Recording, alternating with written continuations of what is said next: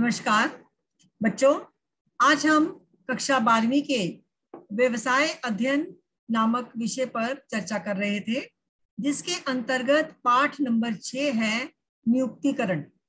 नियुक्तिकरण के बारे में हम विस्तार से पहले ही पढ़ चुके हैं। आज हम पुनरावृत्ति करेंगे उक्त अध्याय की और बहुवैकल्पिक प्रश्नों का अभ्यास भी करेंगे। सबसे पहले हम देखते हैं कि नियुक्तिकरण का अर्थ क्या है। प्रबंधकीय कार्य के रूप में नियुक्तिकरण संगठनिक संरचना में रिक्त स्थानों की पूर्ति करने की प्रक्रिया होती है। इसकी पूर्ति के लिए सबसे पहले सर्वप्रथम श्रम शक्ति का निर्धारण किया जाता है।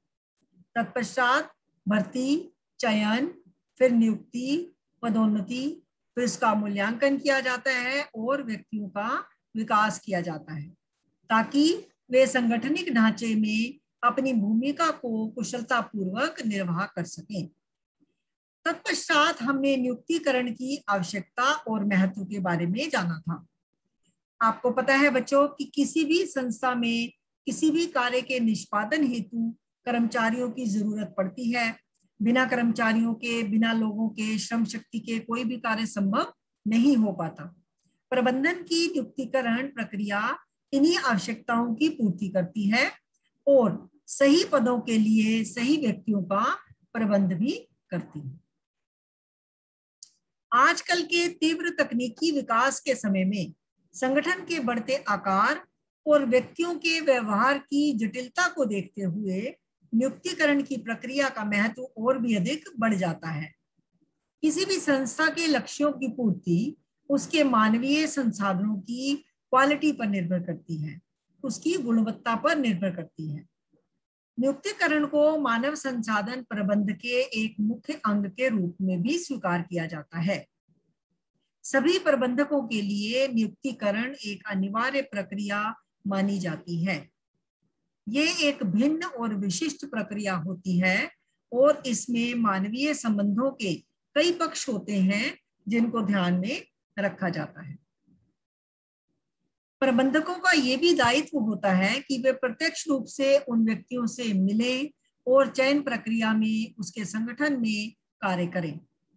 छोटी छोटी संस्थाओं में प्रबंधकों को वे सभी दायित्व जो कि कर्मचारियों के वेतन से संबंधित हो सकते हैं, उनके कल्याण से संबंधित हो सकते हैं या उनकी कार्य की स्थितियों से संबंधित भी हो सकते हैं, इन सब का निर्वाह करना ही पड़ता है। जैसे जैसे कोई संगठन बड़ा होता जाता है, संगठन में विस्तार होता है, कर्मचारियों की संख्या में भी उत्तरोत्तर वृद्धि होती जाती है। एक अलग मानव संसाधन विभाग की स्थापना भी की जाती है जिसमें कि मानवीय प्रबंधन के विशेषज्ञ भी शामिल होते हैं। ये सब चीजें हमें क्या दिखाती हैं बच्चों कि मानवीय संसाधन प्रबंध एक अत्यंत विस्तृत अवधारणा होती है जिसमें कई प्रकार की क्रियाएं शामिल की जाती हैं। अब हम देखते हैं मानव संसाधन प्रबंध का क्रम विकास। मानव संसाधन प्रबंध ने श्रम कल्याण और कर्मचारी प्रबंधन की पारंपरिक व्यवस्था को प्रतिस्थापित किया है। औद्योगिक क्रांति का युग में मनुष्य की आवश्यकता को उभार कर सामने लाया गया और कर्मचारियों के मध्य एक प्रभावपूर्ण कड़ी का कार्य किया जाने लगा। हमने ये भी देखा था कि उद्योग में मानवीय तत्वों से संबंधित ये सभी पक्ष उद्यम के ही यांत्रिक पक्ष से अलग होते हैं, भिन्न होते हैं। उन्हें जानने के लिए, कर्मचारियों के कार्य संबंधों को परस्पर संबंध स्थापित करने के लिए, उनका मूल्यांकन करने के लिए, समीक्षा करने के लिए, इसी उद्देश्य में ये सब कार्य लगे रहते हैं और ये सभी एक उद्देश्यपूर्ण क्रियाओं के अंतर्गत आती हैं। अब नियुक्तिकरण की प्रक्रिया के अंतर्गत हमने देखा था कि ये सभी आवश्यकताएं जो कि प्रासंगिक रूप से उभर कर आती हैं, जैसे एक नया अध्याय, एक नया व्यवसाय आरंभ करते हैं या मौजूदा कंपनी का विस्तार करते हैं, तो उस समय नियुक्तिकरण की प्रक्रिया अपनाई जाती है। जब कोई व्यक्ति या कर्मचारी किसी संस्था को छोड़कर चला जाता है या रिटायर हो जाता है, सेवानिवृत्त हो जाता है या उसकी पदोन्नति हो जाती है अथवा उसका स्थानांतरण किसी और जगह पर हो जाता है, या एक ऑप्शन में उसे नौकरी से निकाल दिया जा सकता है। किसी भी स्थिति में सही पदों पर सही व्यक्तियों की आवश्यकता के महत्व को नकारा नहीं जा सकता। जब भी आवश्यकता पड़ती है, जरूरत होती है, छोड़कर जाने वाले के जगह पर उस स्थान की पूर्ति हेतु निवृत्त हो जाने पर स्थानांतरण या पदोन्नति इत्यादि स्थिति में नई नियुक्ति की जाती है। मानव शक्ति आवश्यकताओं का आकलन। आप सभी अवगत हैं इस बात से कि संगठनात्मक संरचना की जब रूपरेखा बनाई जाती है तो निर्णय और निर्णायक स्तर का विश्लेषण किया जाता है। इन सभी क्रियाओं और आपसी संबंधों को भी, जिनका उद्देश्य संगठन के क्षितिज और ऊर्ध्वाधर आयामों को विकसित करना होता है। इसीलिए विभिन्न पद और स्थान भी निर्धारित किए जाते हैं, बनाए जाते हैं। स्पष्ट रूप से हम कह सकते हैं कि प्रत्येक कार्य के निष्पादन हेतु विशिष्ट शैक्षणिक योग्यता की आवश्यकता होती है, कौशल की जरूरत होती है, निपुणता की जरूरत होती है और अनुभवी व्यक्तियों की नियुक्तियों की जरूरत पड़ती है। क्रियात्मक रूप से देखा जाए तो मानव शक्ति आवश्यकताओं को समझने के लिए आवश्यकता होती है एक तरफ तो कार्यभार के विश्लेषण करने की और दूसरी तरफ कार्य शक्ति के विश्लेषण करने की। वास्तव में ये हमें प्रदर्शित करता है, ये दिखाता है कि हमारे संगठन में कर्मचारियों की कमी है या कर्मचारियों का आधिक्य है। कर्मचारी ज्यादा हो गए हैं, इन्हें निकाला जाना चाहिए, या जितने कर्मचारी मौजूदा स्थिति में काम कर रहे हैं उतने पर्याप्त हैं, ना निकाला जाना चाहिए और ना ही नए भर्ती किए जाने चाहिए। तो हम कह सकते हैं कि ना तो अधिक नियुक्तिकरण और ना ही आवश्यकता से कम नियुक्तिकरण एक वांछित स्थिति होती है, अर्थात एक बैलेंस बनाकर चलना चाहिए, एक संतुलन की स्थिति संगठन में होनी चाहिए। अब हम देखते हैं भर्ती। संभावित कर्मचारियों को ढूंढने की प्रक्रिया और उन्हें संगठन में पदों के लिए आवेदन करने हेतु प्रेरित करना, इसी को कहते हैं भर्ती। इस चरण में संभावित प्रत्याशियों को खोजना, ढूंढना और उन स्रोतों की पहचान करना जहां से कि संभावित प्रत्याशी हम ले सकते हैं, कंपनी में उनकी नियुक्ति कर सकते हैं। तत्पश्चात हमने देखा था चयन की प्रक्रिया। चयन एक ऐसी प्रक्रिया होती है जो भर्ती के समय बनाए गए संभावित पद प्रत्याशियों के निकाय से कर्मचारियों का चुनाव करती है। अनुस्थापन और अभिविन्यास के अंतर्गत ये प्रक्रिया भी अत्यंत महत्वपूर्ण मानी जाती है। ये एक दूरगामी प्रभाव डालती है संगठन पर। इसके अंतर्गत कर्मचारियों को अन्य कर्मचारियों से मेलजोल बढ़ाने का अवसर मिलता है, उन्हें संस्था के नियमों से और नीतियों से अवगत कराया जाता है। अनुस्थापन से तात्पर्य होता है कर्मचारी के पदभार संभालने से, जिसके लिए उसको चयनित किया गया है। उसके बाद आता है प्रशिक्षण और विकास।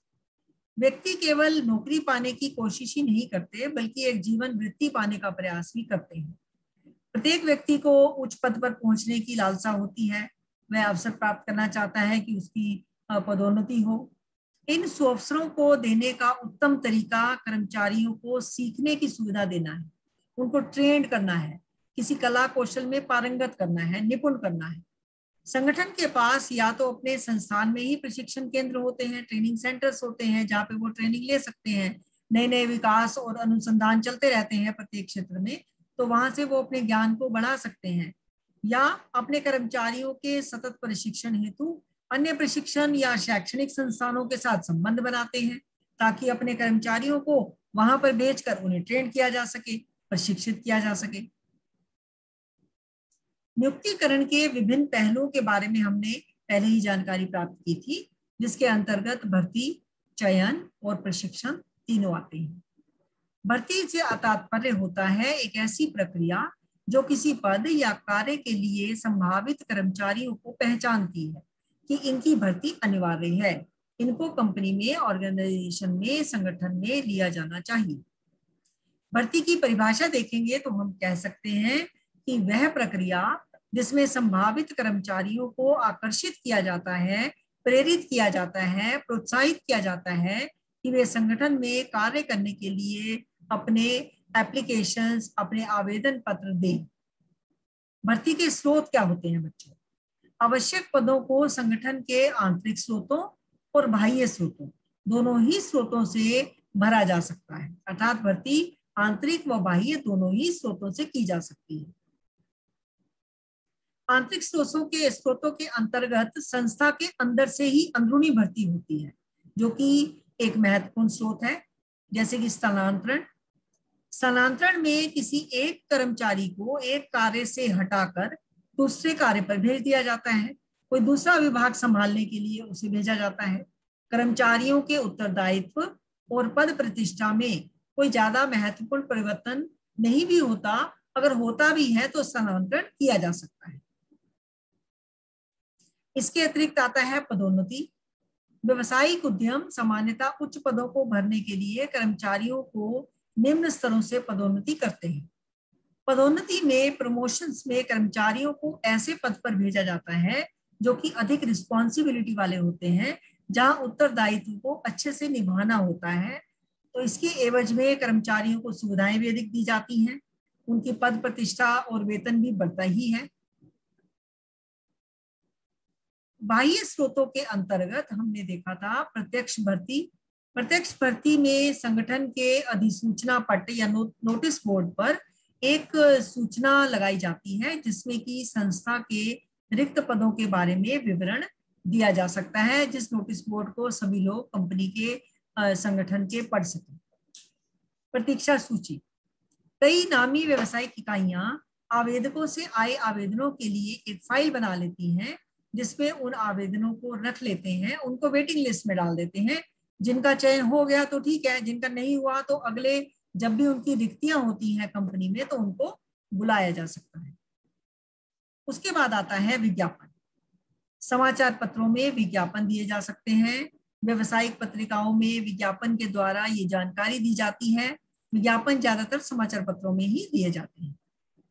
तत्पश्चात हमने पढ़ा था रोजगार कार्यालयों के बारे में।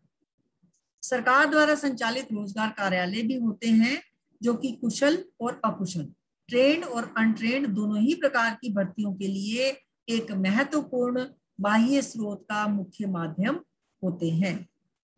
कुछ स्थितियों में रिक्त पदों की अनिवार्य विज्ञप्ति रोजगार कार्यालय में देना आवश्यक भी होता है। स्थापन एजेंसी और प्रबंध परामर्शदाता। तकनीकी क्षेत्रों में और व्यवसायिक क्षेत्रों में ऐसा देखा जाता है कि ये निकाय महत्वपूर्ण भूमिका अदा करते हैं और पूरे देश में एजेंसियां कर्मचारियों की मांग और पूर्ति संबंधित सेवाएं प्रदान करती हैं। महाविद्यालय और विश्वविद्यालयों में भर्ती। विश्वविद्यालय और प्रबंधकीय तथा प्रौद्योगिकी संस्थान तकनीकी, व्यावसायिक और प्रबंधकीय पदों की भर्ती के लिए एक महत्वपूर्ण स्रोत बन चुके हैं। कर्मचारियों के द्वारा अनुशंसा, वर्तमान कर्मचारियों के द्वारा सिफारिश किए गए आवेदक और उनके अपने मित्र भी हो सकते हैं, ये भी भर्ती का एक अच्छा स्रोत सिद्ध होते हैं। इसके अतिरिक्त जॉबर और ठेकेदार भी होते हैं, जो कि संभावित मजदूरों के साथ संपर्क में रहते हैं, उनसे संपर्क बनाए रखते हैं और कम समय के नोटिस पर वांछित संख्या में अकुशल श्रमिकों को उपलब्ध कराने में सक्षम होते हैं। तत्पश्चात आते हैं विज्ञापन अथवा दूरदर्शन का सहारा। रिक्त पदों का टीवी पर, दूरदर्शन या अन्य चैनलों पर संचार माध्यम द्वारा एडवर्टाइज किया जाता है, विज्ञापन के द्वारा प्रचारित किया जाता है। वेब प्रसारण, इसके अंतर्गत इंटरनेट आज के समय में भर्ती का एक आम स्रोत बनता जा रहा है। ऐसी कुछ वेबसाइट्स विशेष रूप से बनाई जाती हैं जो कि कार्य पाने के इच्छुक और नए प्रवेशकों के बारे में पूरी जानकारियां तथा सूचनाएं प्रसारित करती रहती हैं। चयन की प्रक्रिया में हमने प्रारंभिक जांच में आवेदन पत्र के बारे में देखा था। चयन परीक्षाओं में मुख्यतः 5 प्रकार की परीक्षाएं आती हैं बच्चों। बुद्धि परीक्षाएं, कौशल परीक्षाएं, व्यक्तित्व संबंधी परीक्षाएं, व्यापार परीक्षा और अभिरुचि परीक्षा। इसके अतिरिक्त रोजगार साक्षात्कार, इसके बारे में संदर्भ और पृष्ठभूमि जिनकी जांच और परीक्षण किया जाता है।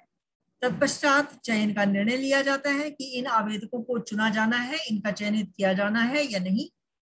अगर वो चयनित हो जाते हैं तो उनका शारीरिक व डॉक्टरी परीक्षण किया जाता है कि क्या वो कंपनी में कार्य करने के लिए शारीरिक रूप से फिट है भी या नहीं। पद का प्रस्ताव, उनको ऑफर लेटर दिया जाता है कि अब आप इस कंपनी को ज्वाइन कर सकते हैं या कब से कर सकते हैं, निश्चित तिथि के बारे में बताया जाता है। तत्पश्चात रोजगार समझौता, एक कॉन्ट्रैक्ट होता है जिसमें कंपनी की सभी शर्तों का सहज उल्लेख किया जाता है। आवेदक को सभी चीजों के बारे में विस्तार से समझाया जाता है। फिर आता है प्रशिक्षण और विकास। प्रशिक्षण और विकास की आवश्यकता पड़ती है क्योंकि कोई भी कर्मचारी एक नए सिरे से नई कंपनी को ज्वाइन कर रहा है तो उस संगठन से संबंधित चीजों के बारे में, उसके उत्पादकता के बारे में उसे कुछ जानकारी नहीं होती। अतः उसे प्रशिक्षित किया जाता है ताकि वह कंपनी के विकास में सहायक सिद्ध हो सके। किस प्रकार से वस्तुओं और सेवाओं का उत्पादन किया जाना है, उन्हें किस प्रणाली के तहत बेचा जाना है, क्या स्ट्रेटेजी रहेगी, क्या रणनीति बनाई जाएगी, इन सब के लिए अतिरिक्त कौशल की, अतिरिक्त निपुणता की जरूरत पड़ती है और इन कार्यों की पूर्ति के लिए परिवर्तन के अनुकूल कर्मचारियों को बनाया जाता है जो कि प्रशिक्षण के द्वारा ही संभव हो पाता है। अर्थात हम कह सकते हैं कि कोई भी ऐसी प्रक्रिया जिसके द्वारा कर्मचारियों के क्षमता कौशल को और योग्यता को बढ़ाया जा सके वह प्रशिक्षण कहलाता है। शिक्षा एक ऐसी प्रक्रिया मानी जाती है जो कि कर्मचारियों के ज्ञान को बढ़ाती है, उनके ज्ञान का बोध कराती है। विकास से तात्पर्य होता है चीजों को सीखने से, सीखने के सुअवसर प्राप्त करने से, जो कि कर्मचारियों के विकास में, उनके चहुमुखी विकास में सहायक सिद्ध होता है। फिर हमने देखा था प्रशिक्षण विधियों के बारे में। प्रशिक्षण की यूं तो बहुत सी विधियां होती हैं, इन्हें विस्तृत रूप से दो समूहों में बांटा जा सकता है। एक होती है ऑन द जॉब प्रशिक्षण विधियां और दूसरी होती है ऑफ द जॉब प्रशिक्षण विधियां। ऑन द जॉब विधियों में प्रशिक्षणार्थी कार्यक्रम चलाए जाते हैं। इसके अतिरिक्त शिक्षण या कोचिंग के द्वारा उनकी हेल्प की जाती है। तत्पश्चात संयुक्त प्रशिक्षण इंटर्नशिप के माध्यम से शैक्षणिक संस्थान और व्यावसायिक फर्में सहयोग देती हैं। फिर कार्य बदली के द्वारा एक विभाग से दूसरे विभाग में कर्मचारियों और प्रशिक्षणार्थियों का ट्रांसफर किया जा सकता है। आफ्टर जॉब विधियों में कक्षा कक्ष व्याख्यान सम्मेलन शामिल होते हैं। व्याख्यान और सम्मेलन विशेष सूचना, नियम, कार्यप्रणाली से संबंधित होते हैं। चलचित्र भी सूचनाएं देने के सुस्पष्ट माध्यम माने जाते हैं। समस्यात्मक अध्ययन किए जाते हैं, केस स्टडीज की जाती हैं कि किस प्रकार से आने वाली प्रॉब्लम से निपटारा किया जाए, आने वाली समस्याओं से सुलझा जाए, उनको निपटाया जाए। कंप्यूटर के प्रतिमान जो कि कार्य को, ऑफिस के कार्य के वातावरण को बनाने में सहायक सिद्ध होते हैं। प्रकोष्ठ प्रशिक्षण दिए जाते हैं। इस प्रणाली के तहत कर्मचारी अपने काम को उन्हीं इक्विपमेंट्स पर, उन्हीं उपकरणों पर, उन्हीं मशीनों, औजारों से सीखते हैं जिस पर कि उन्हें व्यवहारिक रूप से कार्य करना होता है। नियोजित अनुदेश या प्रशिक्षण के तहत विशेष कौशलों या सामान्य ज्ञान के अधिग्रहण का भी समाविष्ट किया जाता है। अब हम आते हैं कुछ बहुवैकल्पिक प्रश्नोत्तरी पर। नियुक्ति प्रक्रिया के अनुपयुक्त चरण पर निशान लगाइए। आपके पास 4 विकल्प हैं: भर्ती, चयन, समीक्षा या प्रशिक्षण तथा विकास। तो इसका सही उत्तर है बच्चों समीक्षा। भर्ती के निम्नलिखित परिभाषाओं में से कौन सी गलत परिभाषा है? भर्ती से तात्पर्य ऐसी प्रक्रिया से होता है जो किसी पद या कार्य के लिए संभावित कर्मचारियों की पहचान करती है। किसी भी दूसरे विभाग से प्रत्यक्ष भर्ती की जा सकती है, समाचार पत्रों में विज्ञापन द्वारा भर्ती की जा सकती है, या जॉबर और ठेकेदारों के द्वारा भर्ती की जा सकती है। तो इसका उत्तर है भर्ती की निम्न परिभाषाओं में से गलत परिभाषा है किसी भी दूसरे विभाग से प्रत्यक्ष भर्ती की जा सकती है। ये उत्तर गलत है। निम्नलिखित में से क्या भर्ती के स्रोतों में शामिल नहीं होता? स्थानांतरण, पदोन्नति, अनुशंसा या अनुशासनात्मक कार्यवाही। तो अनुशासनात्मक कार्यवाही भर्ती के स्रोतों में शामिल नहीं होती। अगला प्रश्न है बच्चों, भर्ती के बाह्य स्रोतों में क्या सम्मिलित नहीं किया जाता? प्रत्यक्ष भर्ती, सांस्कृतिक कार्यक्रम, विज्ञापन अथवा प्रतीक्षा सूची। तो इसका उत्तर है कि सांस्कृतिक कार्यक्रम, इनको सम्मिलित नहीं किया जाता, ये भर्ती के बाह्य स्रोतों में सम्मिलित नहीं किए जाते।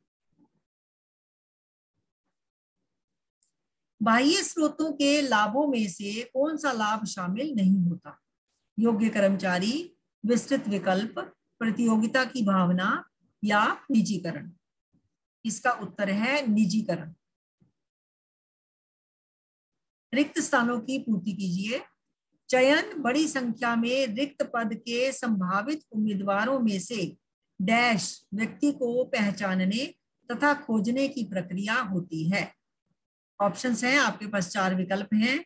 सर्वाधिक उपयुक्त, सर्वाधिक अनुपयुक्त, साक्षर या निरक्षर। तो इसका सही उत्तर है सर्वाधिक उपयुक्त। चयन बड़ी संख्या में रिक्त पद के संभावित उम्मीदवारों में से सर्वाधिक उपयुक्त व्यक्ति को ही पहचानने और खोजने की प्रक्रिया होती है।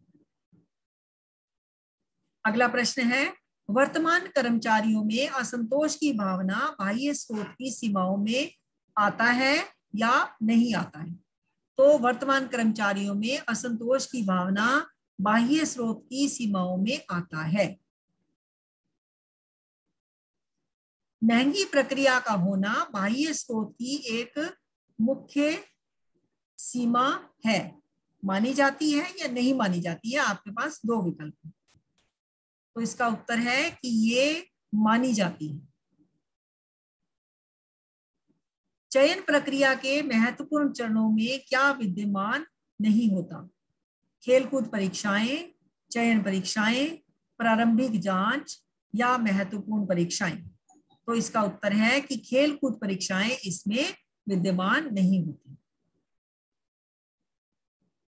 अगला प्रश्न है बच्चों, रोजगार साक्षात्कार में निम्न प्रणाली नहीं अपनाई जाती। इसके ऑप्शंस हैं, 4 विकल्प हैं आपके पास। साक्षात्कार औपचारिक होते हैं, अभ्यर्थी से वाद विवाद प्रतियोगिता में भाग लेने को कहा जाता है, सूचनाएं प्राप्त की जाती हैं, विस्तृत बातचीत के द्वारा मूल्यांकन किया जाता है। तो रोजगार साक्षात्कार में निम्न प्रणाली नहीं अपनाई जाती, अभ्यर्थी से वाद विवाद प्रतियोगिता में भाग लेने को कहा जाता है, ये प्रणाली नहीं अपनाई जाती। तो ये प्रश्नोत्तरी यहीं तक। धन्यवाद।